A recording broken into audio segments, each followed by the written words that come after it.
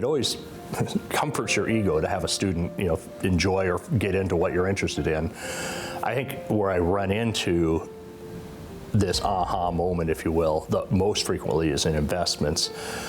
I teach, in no way is it a creative or original course, but I teach kind of basic 401 Roth IRA, that broadly these would just be retirement accounts and individual retirement accounts and employee retirement accounts. And I start in a very standard way with equities and then move to bonds, and the bond market bores my students immediately, but it's really useful, guys. You got to understand that, but it's not cool. It's exciting. After I get done with those, I teach a section on real estate, because for the vast, and I keep stressing to my students, the vast majority of your households, your biggest asset is your home and for your parents. And out of that, the section of in the class and the syllabus is labeled, "What's the matter with Illinois?" And so I use this as a way of trying to show how property taxes in Illinois, among every tax you can think of in Illinois, is causing the flight of wealth and the destruction of wealth out of Illinois.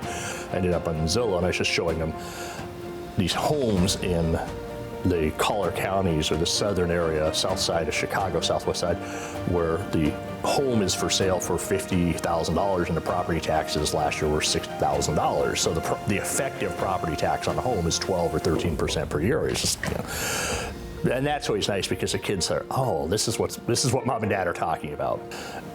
That's probably the closest to that real aha moment you get, because the kids, their parents have complained, but they don't really get what they're complaining about, or until they see it up close and personal. Now we've added an econ major over the last few years, and that's very interesting. It's just to have one. It's very interesting to have. Very enjoyable. Like right now, I teach a course in the history of economic thought. I guess I view it as my little battle, the little part of the world that I can fix, or attempt to fix some of the inequities of the world in which I live. I can't fix them all.